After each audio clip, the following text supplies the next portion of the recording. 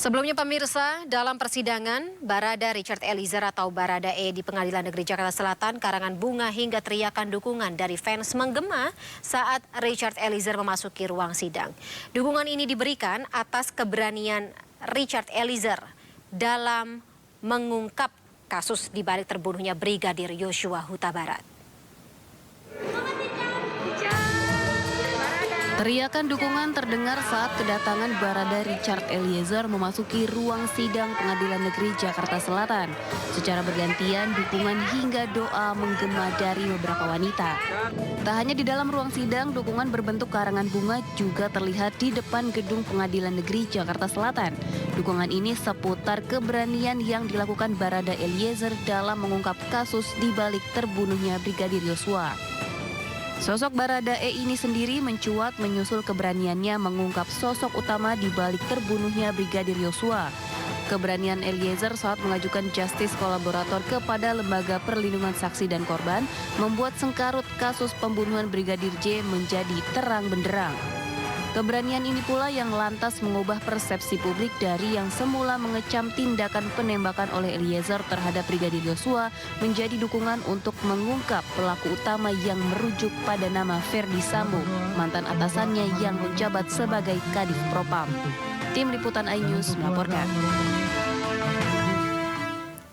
Ya pemirsa, tidak hanya dukungan di ruang sidang dengan teriakan dan karangan bunga di luar ruang sidang, dukungan sahabat pengadilan atau amicus curiae ke Majelis Hakim Pengadilan Negeri Jakarta Selatan juga mengalir untuk Richard Eliezer.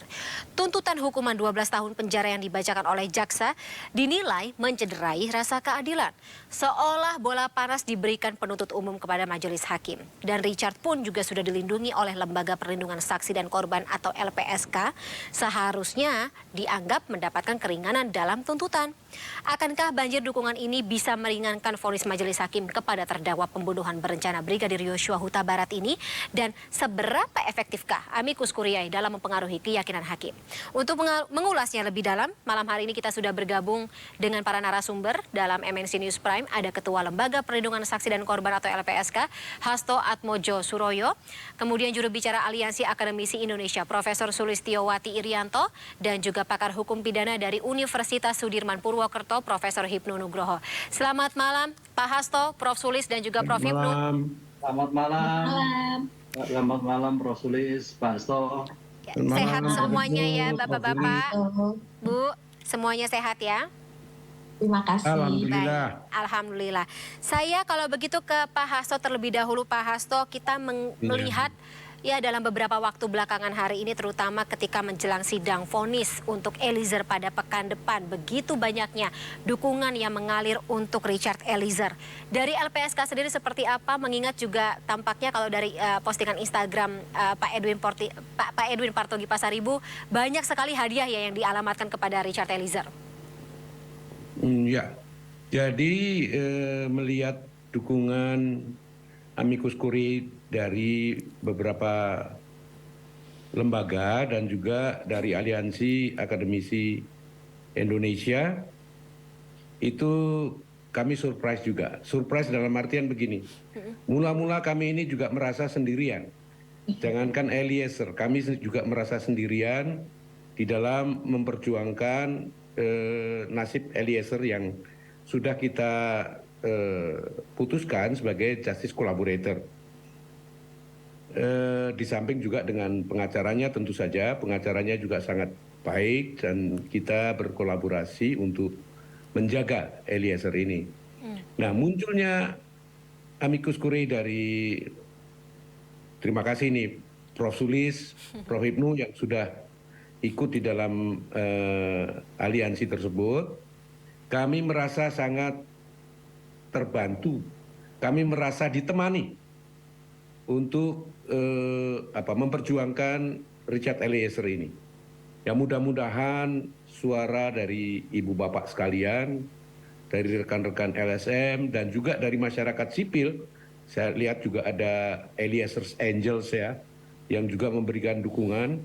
Ini kami betul-betul merasa ada kawan lah untuk memperjuangkan ini. Meskipun kami juga tidak pernah bertemu, tidak pernah dan sebagian besar kami tidak kenal. Memang ada beberapa senior saya dulu di LBH, rekan-rekan saya di LBH, tetapi sudah lama nggak ketemu juga.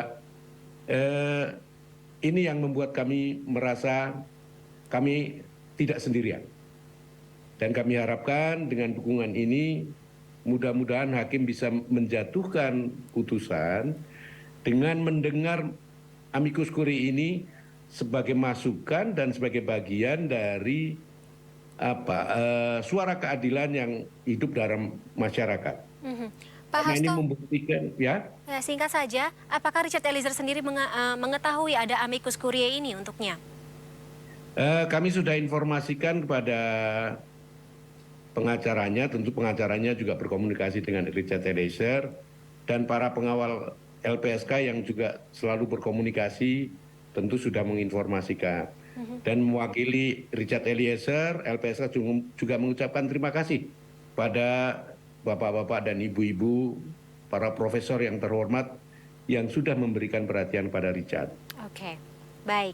Saya ke Prof. Sulis. Prof. Sulis, mungkin untuk orang-orang atau penonton yang belum mengetahui secara luas terkait dengan amicus curiae ini, itu apa? Dan kenapa Prof. Sulis beserta juga Aliansi Akademi Indonesia melayangkan amicus curiae ini? Karena kami merasa itu adalah kewajiban moral. Ini Aliansi Akademisi Indonesia bukan organisasi ya, tapi forum yang begitu saja terbentuk, dan biasanya dosen-dosen yang memang punya chemistry, setiap kali ada persoalan berat di masyarakat, mereka langsung membuat sesuatu, dan setelah itu mereka kembali lagi sebagai dosen biasa di kampusnya masing-masing dengan segala macam kegiatan rutinnya gitu ya. Nah, sebenarnya saya boleh ya mengacu seperti ini. Undang-undang kekuasaan kehakiman yang mewajibkan hakim itu mendengarkan keadilan yang hidup dalam masyarakat, sebenarnya banyak mekanismenya. Amicus curiae sendiri itu kan suatu mekanisme yang dikenal di banyak negara ya, dan kemarin Prof. Todung Mulya Lubis sudah menjelaskan bagaimana itu cukup kuat berpengaruh untuk didengar hakim dan bahkan membantu hakim untuk mengambil putusan-putusannya. Tetapi di samping itu ada forum-forum atau mekanisme yang tidak sebegitu formal, misalnya di Jepang. Jepang negara yang sangat melestarikan adat budayanya, itu setiap kali ada konflik tanah ya, lalu dibuat tim ad hoc yang meresearch ke masyarakat apakah betul itu tanah adat atau tidak. Nanti setelah itu pasti akan dimenangkan oleh hakim gitu. Jadi sebetulnya kewajiban hakim untuk mendengar keadilan dalam masyarakat itu sesuatu yang sangat utama. Jadi hakim tidak hanya membaca undang-undang secara tekstual saja, karena itu bisa ketinggalan zaman, masyarakat berkembang sangat cepat. Jadi hakim itu harus membaca hukum secara kontekstual supaya memang bisa sungguh-sungguh memberikan keadilan kepada para pencari keadilan seperti Eliezer. Nah, amicus curiae ini sendiri sebenarnya apa ya, kalau misalnya bisa diibaratkan, ada analoginya dalam bahasa Indonesia seperti itu, Prof. Sulis gitu. Sekuat apa atau sepenting apa amicus curiae ini bagi seorang terdakwa? Jadi saya kira tidak penting untuk diterjemahkan ke dalam bahasa Indonesia. Sekarang ini dunia internasional sangat terhubung satu sama lain karena ada pertemuan-pertemuan hukum, pertemuan-pertemuan mekanisme keadilan ya, utamanya dalam bidang-bidang hak asasi manusia. Jadi kita sebagai masyarakat global itu sama-sama akan merasa terdesak untuk menyuarakan sesuatu yang terkait dengan soal-soal humaniter ya, soal-soal tata kelola pemerintahan yang bersih, soal-soal lingkungan, tapi terutamanya soal-soal kemanusiaan. Saya kira kasus Eliezer ini sudah terdengar.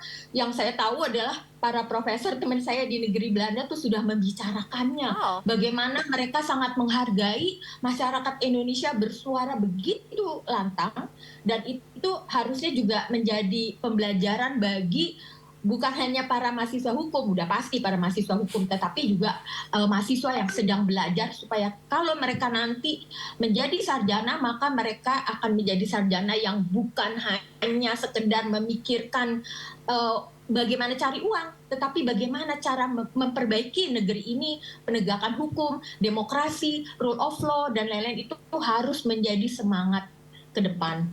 Setuju, Prof. Sulis. Semangat itu yang harusnya tidak boleh hilang ya dari setiap graduate atau lulusan dari Fakultas Hukum gitu, dimanapun mereka berada.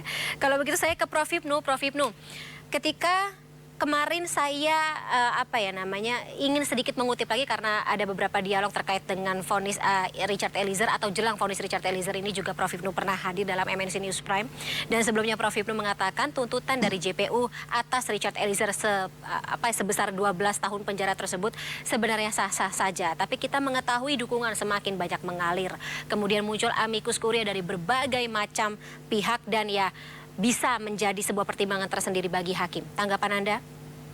Ya, terima kasih Mbak. Jadi begini, bicara hukum itu bukan suatu bicara yang linier. Ibaratnya kalau teman-teman fisik matematika itu 1 tambah 1 orang bisa 2, hukum bisa 3, bisa 4, bisa 5. Karena di dalam 4 atau 5 itu ada spirit Mbak. Spirit yang terkandung di dalam kepalanya masing-masing. Itu yang tidak ternilai.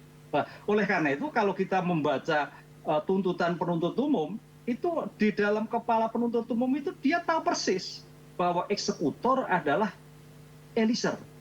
Dia yang membunuh. Kalau mungkin membunuh 1 kali, oke lah mungkin Bang. Ini adalah 3 kali. Pertanyaannya apakah tidak mungkin hanya cukup sekali, kenapa sampai 3 kali? Disinilah ada suatu kegalauan, ada suatu perdebatan juridis. Dilema hukum katanya ya? Iya, dilema hukum. Oleh karena itu dilema hukum itu yang merupakan ilmu hukum ini. Ilmu yang harus dijelaskan. Oleh karena itu dalam hal seperti ini, tadi saya katakan, dilema hukum nanti ini yang disampaikan oleh penuntut umum kita harus hargai. Karena suatu dilema. Kan jauh sekali loh Mbak, kalau sebagai penembak 3 kali, mosok sampai 6 tahun, 37 tahun. Makanya penuntut umum berdasar pada tuntutan FS. Nah, oleh karena itu nanti kami berharap karena itu suatu dilema hukum, kita melihat suatu putusan itu nanti ada nggak dilema hukum itu diterjemahkan oleh majelis berbentuk concurring opinion. Nah, concurring opinion itu suatu perdebatan, pertimbangan, apakah Eliezer itu masuk kualifikasi betul-betul GC murni atau GC tidak murni. Karena dilema hukum, ini eksekutor. Dan kita hargai karena dia di lapangan. Kecuali kalau perkara ini perkara linier, wah itu harus bisa terlihat. Ini tidak. Ada suatu perdebatan, ada suatu relasi kuasa yang sehingga karena ketaatannya dia melakukan tembakan tidak hanya 1 kali, 3 kali. Nah, oleh karena itu dilema hukum nanti, apakah yang disampaikan dilema hukum oleh penuntut umum itu akan diluruskan oleh majelis? Karena kuncinya memang nanti seheboh apapun dalam suatu peradilan, majelis yang akan meruntut bahwa ini adalah GC atau bukan GC. Begitu Mbak. Baik, Pak Hasto, berarti ada semacam lagi-lagi masih ada pertimbangan begitu majelis hakim ketika nanti akan memutuskan, dan juga ini menjadi salah satu beratan dari vonis yang akan ditimpakan kepada Richard Eliezer. Apakah Eliezer ini adalah GC murni atau tidak murni? Dari Pak Hasto sendiri atau LPSK sendiri seperti apa memperjuangkan status GC murni tersebut atas Eliezer? Kalau JC itu ya JC. Nggak ada setengah-setengah? Nggak ada yang murni atau tidak murni. Jadi maksud saya begini, kami berkeyakinan memang Eliezer ini justice kolaborator. Karena apa? Karena dia bukan pelaku utama dalam pembunuhan berencana yang dilakukan oleh sekelompok orang ini. Dan pada saat kami berkeyakinan memutuskan dia ini adalah justice collaborator, kami juga berkoordinasi dengan aparat penegak hukum, menanyakan apakah dia pelaku utama dan sebagainya, dan dijawab bukan. Jadi itulah yang membuat kami ini kemudian makin yakin bahwa Eliezer ini harus kita jaga, bukan hanya Eliezernya, tapi yang paling penting menjaga keterangan Eliezer ini agar tetap konsisten dan memang betul membongkar perkara ini secara tuntas. Dan ini kan terbukti bahwa di dalam proses pengadilan, jaksa maupun hakim tentu adalah pihak yang paling dimudahkan pekerjaannya dengan keberadaan Eliezer ini. Karena Eliezer memberikan keterangan-keterangan sehingga mengungkap perkara ini secara sangat jelas. Kita tidak bisa membayangkan andai kata Eliezer ini Tidak buka suara ya. mengambil sikap seperti itu. Dia tetap bersekongkol di dalam komunitas yang melakukan tindak kejahatan ini.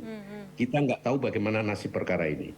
Oke, ini yang harusnya lagi-lagi menjadi pertimbangan hakim. Saya ingin kembali ke Prof. Hipnu gitu untuk tadi memperjelas berarti status antara JC murni atau JC kurang murni atau tidak murni seperti apa, mungkin bisa dielaborasi lebih lanjut. Iya, Tapi tahan dulu jawabannya Prof. Hipnu, Prof. Sulis dan juga Pak Hasto. Kita akan sambung di segmen berikutnya. Pemirsa MNC News Prime akan segera kembali sesaat lagi.